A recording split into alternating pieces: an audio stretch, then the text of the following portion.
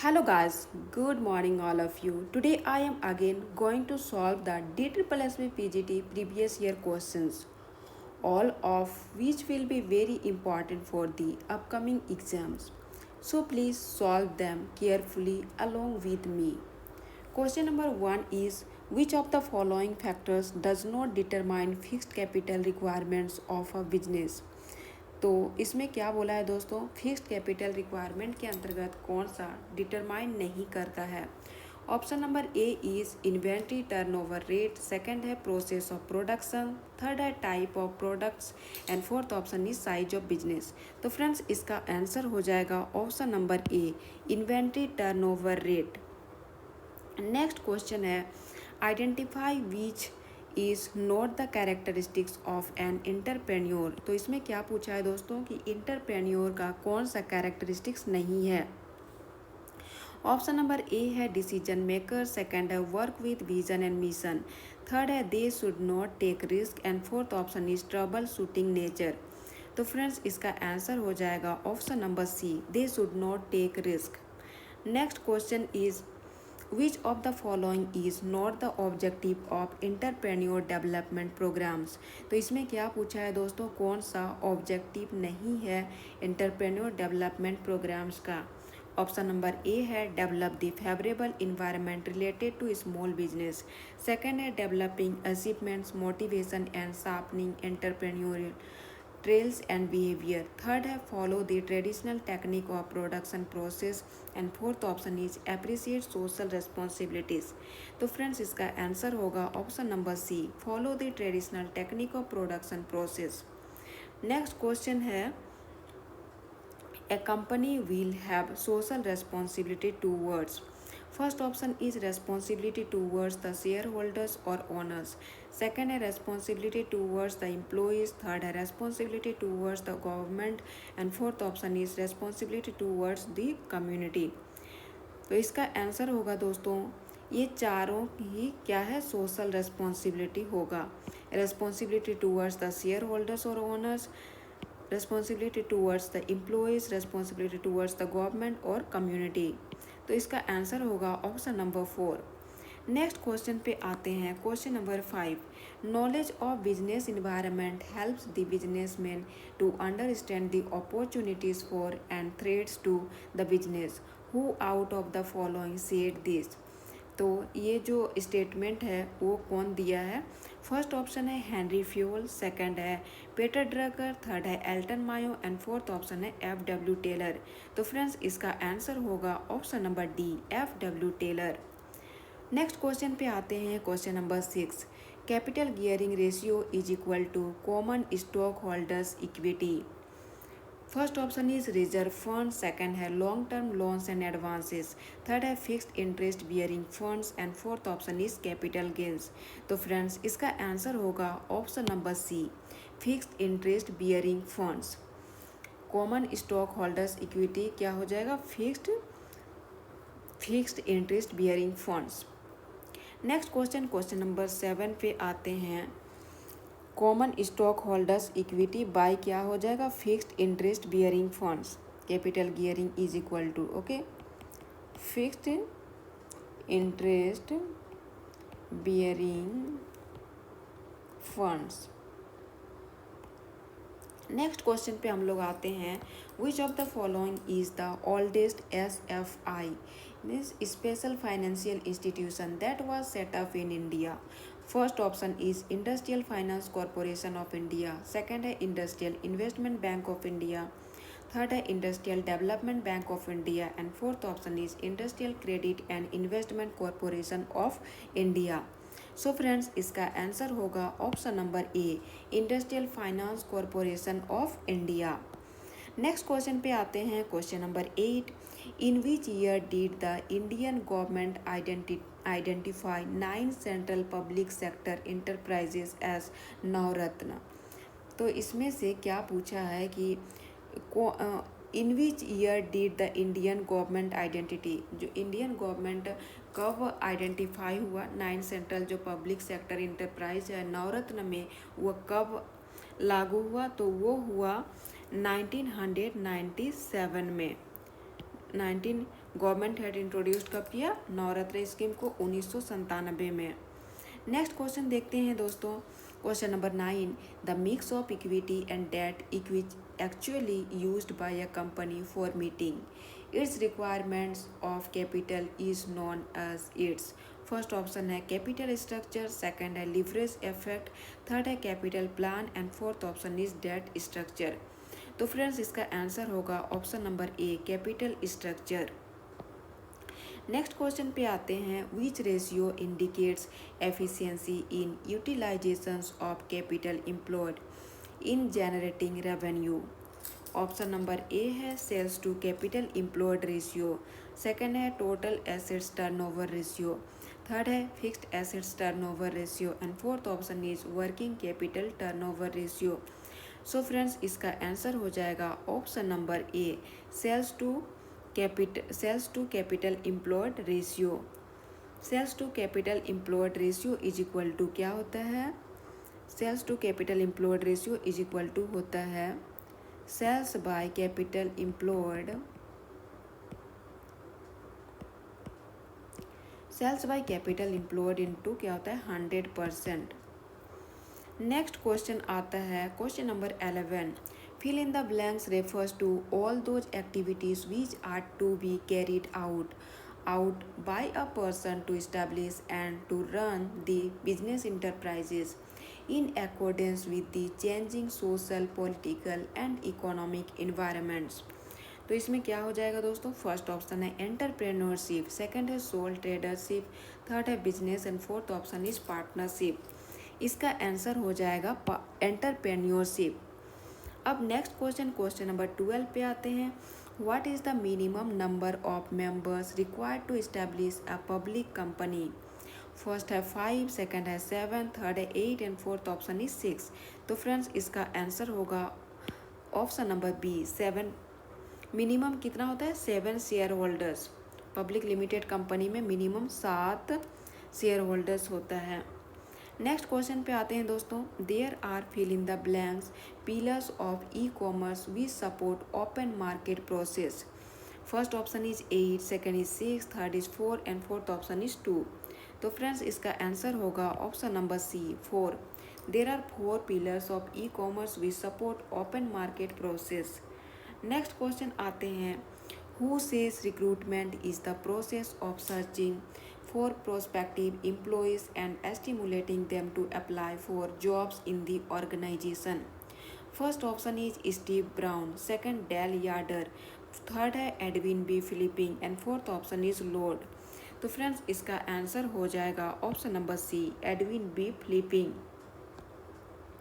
Next question is which of the following is not one of the constituents of the depository system. तो इसमें से कौन सा depository system का constitutions नहीं है? तो first option is DP, second is issuing company, third is RBI and fourth option is investors.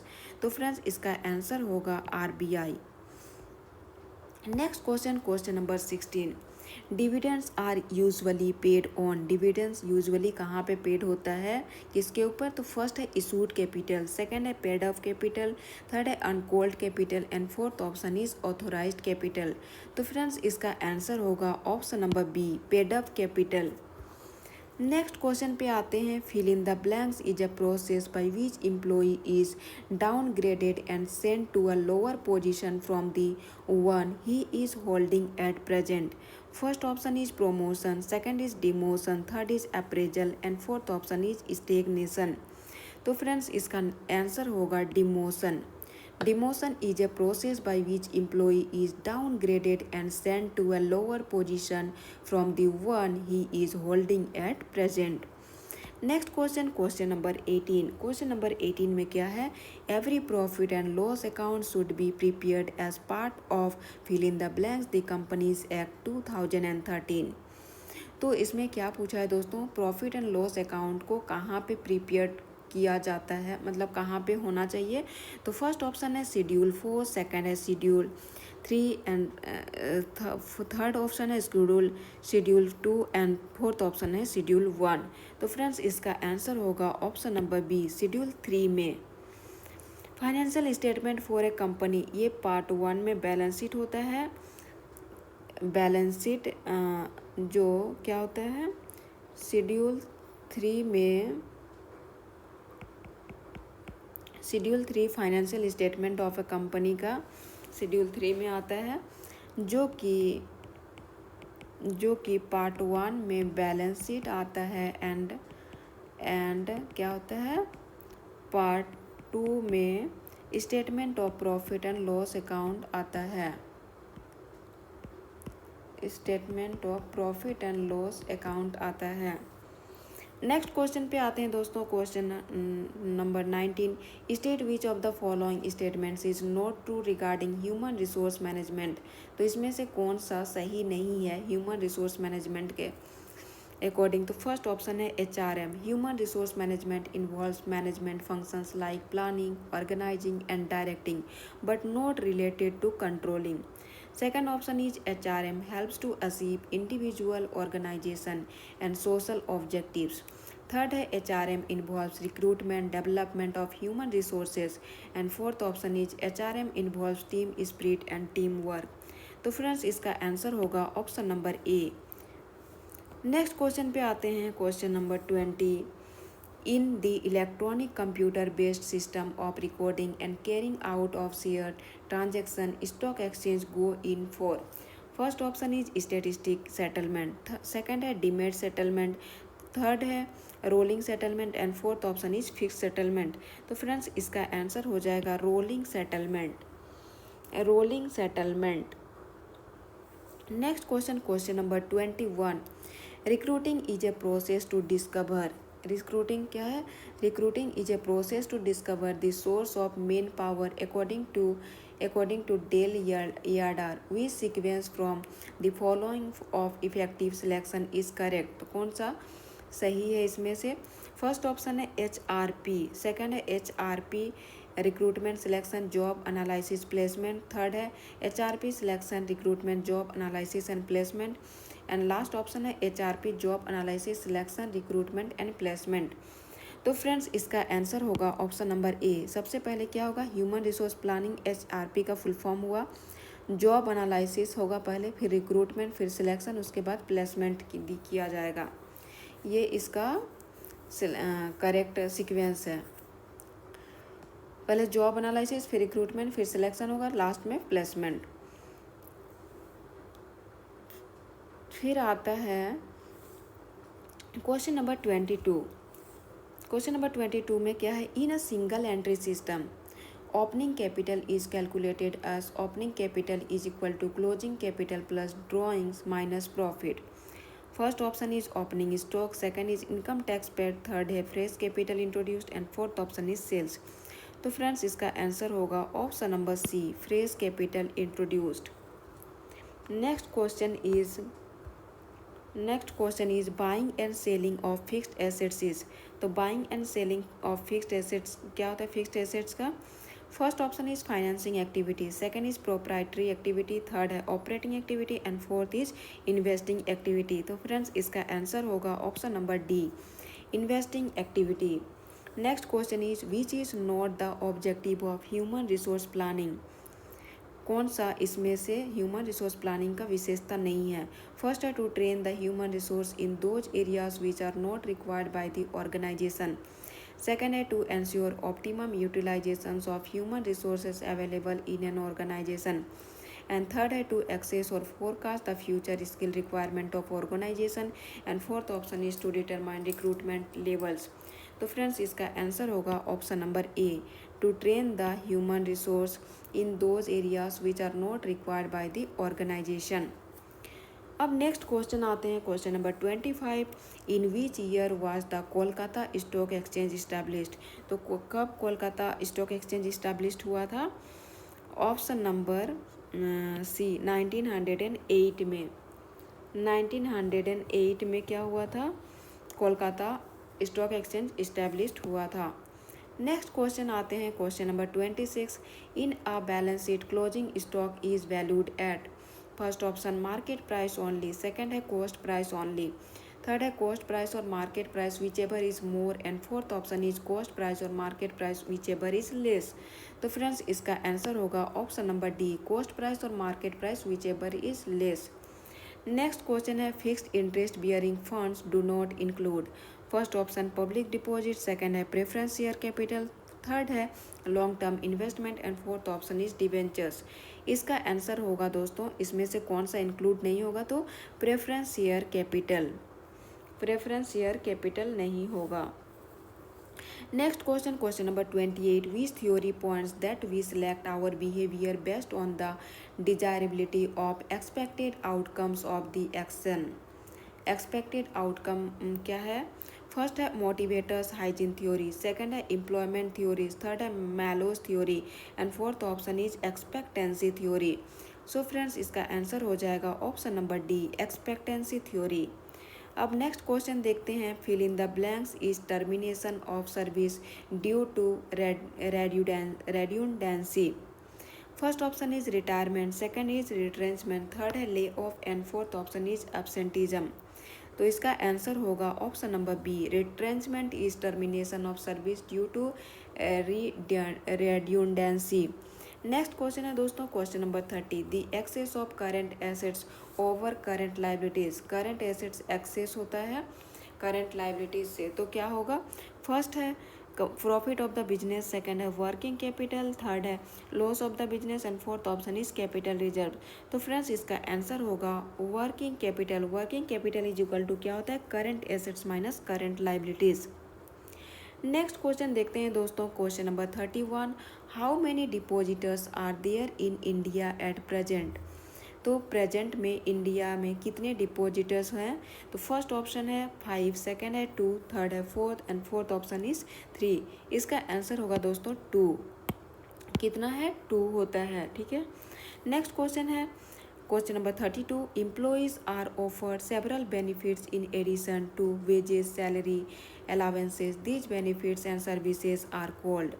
जिसमें वेजेस, सैलरी और अलावेंस का बेनिफिट दिया जाता है उसको क्या कहा जाता है?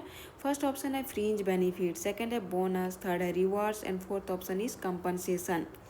इसका आंसर होगा दोस्तों option number A, fringe benefits. Next question is which of the following is not a feature of money market. तो इनमें से कौन सा मनी मार्केट का फीचर नहीं है? First option is participants in money market are commercial banks, non banking financial companies etc।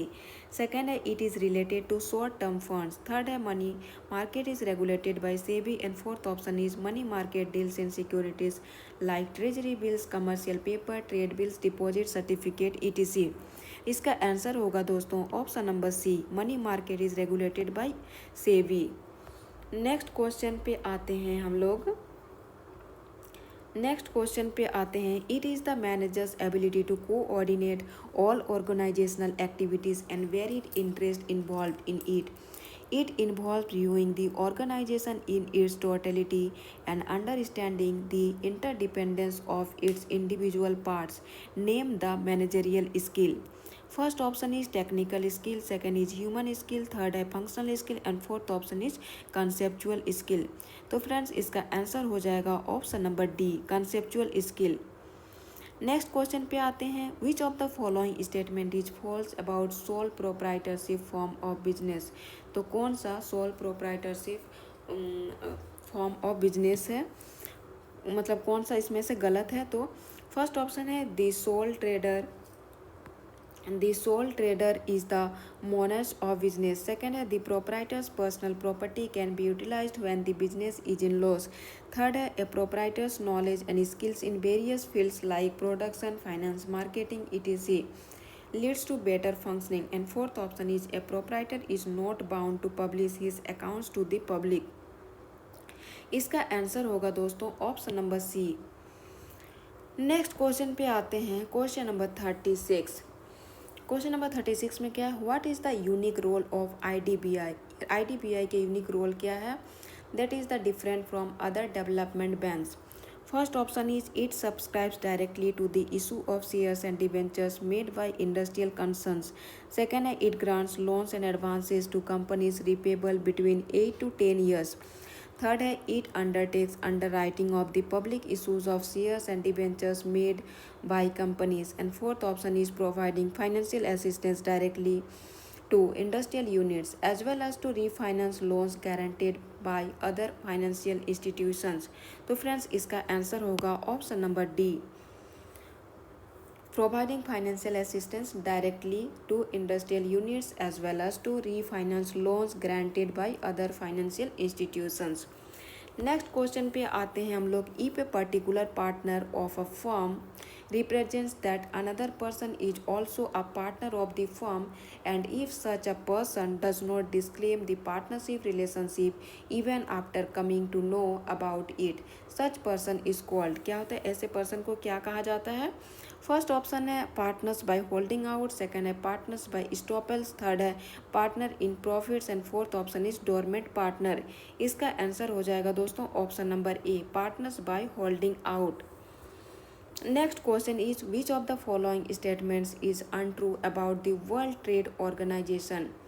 तो world trade organisation में कौन सा स्टेटमेंट इनमें से रॉन्ग है? फर्स्ट है it came into existence in 1995, second है WTO is the successor to the general agreement on tariffs and trade, third है its headquarters is located in Lausanne Switzerland, and fourth option is the only international organization which deals with the global rules of trade between nation.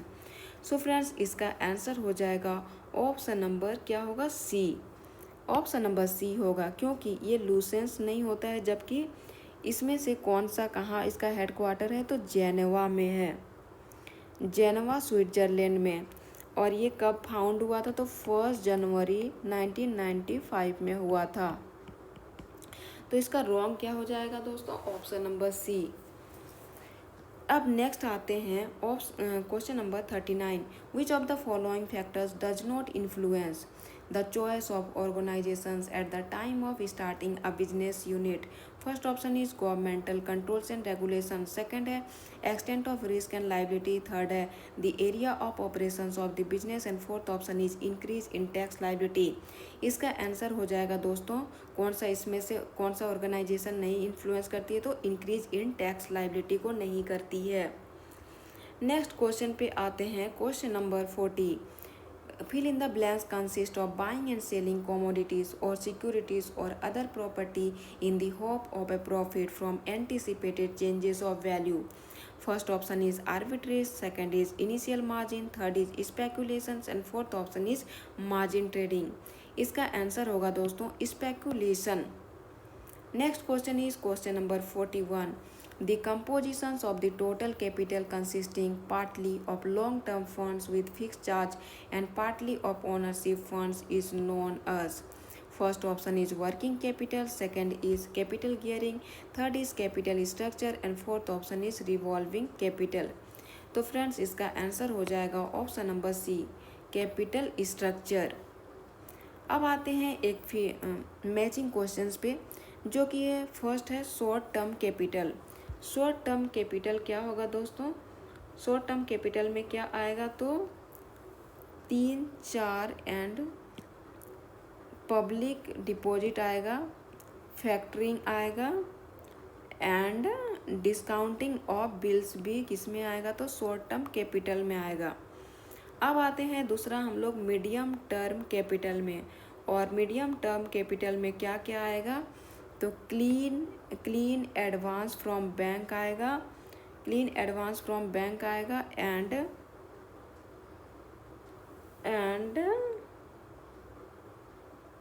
Sorry बस clean advance from banks आ जाएगा। और long term capital में क्या आएगा? तो long term capital में आएगा issue of preference shares और issue of equity shares.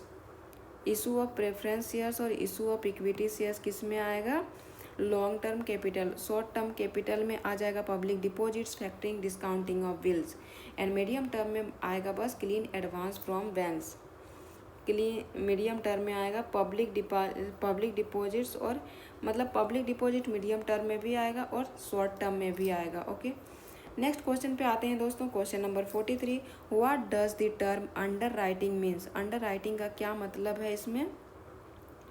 First option promise to buy debentures, second assuring public subscription to the issue of shares, third है promise to buy shares, and fourth option is undertaking to subscribe to share or debentures if public subscription is not adequate। इसका answer होगा दोस्तों option number D. Next question पे आते हैं, question number 44, which one of the following is not of a benefit of trade liberalisation. तो इसमें से कौन सा बेनिफिट नहीं है ट्रेड लिबरलाइजेशन का? वो है फर्स्ट ऑप्शन में for producers and suppliers markets are enlarged and sale opportunities are increased. Second है income disparity and productivity differences. Third है workers gain new employment opportunities and fourth option is consumers enjoy lower prices and greater choice in products. इसका answer होगा दोस्तों option number B, income disparity and productivity differences. Next question पे आते हैं, question number 45, when the goods are imported from one country and the same are exported to another. क्या बोल रहा है इसमें? जब गुड्स इम्पोर्ट होता है एक कंट्री से एंड द सेम, और वही गुड्स क्या होता है एक्सपोर्ट होता है अनदर कंट्री में, सच ट्रेड इज कॉल्ड। तो ऐसे ट्रेड को क्या, कौन सा ट्रेड कहा जाता है दोस्तों? International trade, export trade, entrepot trade and external trade. तो ऐसे ट्रेड को इंटरपोर्ट ट्रेड कहा जाता है। जो क्या होता है इंटरपोर्ट ट्रेड, एक कंट्री से इंपोर्ट होता है और दूसरे कंट्री में सेम चीज़ को एक्सपोर्ट करते हैं, तो वो होता है इंटरपोर्ट ट्रेड। ठीक है, इंटरपोर्ट ट्रेड। अब नेक्स्ट आते हैं question number 46, which one of the following statement is true. तो कौन सा स्टेटमेंट इनमें से सही है? फर्स्ट ऑप्शन है USA is the leading market for India's agricultural products. Second है India is the fifth largest producers of fruits and vegetables in the world. Third है Indian meat is exported only in frozen form. And fourth option is India share in world exports of agriculture commodities is very high. तो friends इसका answer होगा option number A, USA is the leading market for India's agriculture products. Next question is question number 47, who state business is not mere money chasing but it also should aim at serving the community. First option is Henry Ford, second is Lyndall Urwick, third is Henri Fayol and fourth option is Elton Mayo. तो friends इसका answer हो जाएगा option number ए, कौन होगा? Henry Ford. Next question पे आते हैं हम लोग। नेक्स्ट क्वेश्चन है, under which of the following corporation does the reserve bank of India come. Reserve bank of India किस में आता है? फर्स्ट ऑप्शन है रजिस्टर्ड कंपनी, सेकंड है चार्टर्ड कंपनी, थर्ड है government company and fourth option is statutory company. तो इसका answer होगा दोस्तों स्टेट्यूटरी बॉडी होता है। सेबी क्या होता है, sorry, reserve bank of India एक स्टेट्यूटरी बॉडी है, स्टेट्यूटरी बॉडी है जो इस्टेब्लिश्ड हुआ दोस्तों 1935 में। Reserve bank of India act वो इस्टेब्लिश्ड हुआ 1935 में, लेकिन ये लागू मतलब ये एक्ट लागू कब हुआ था? तो 1934 में।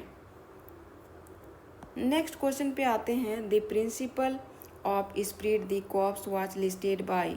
ये स्प्रिट द कॉर्प्स कौन सा लिस्टेड बाय मतलब कौन दिया था?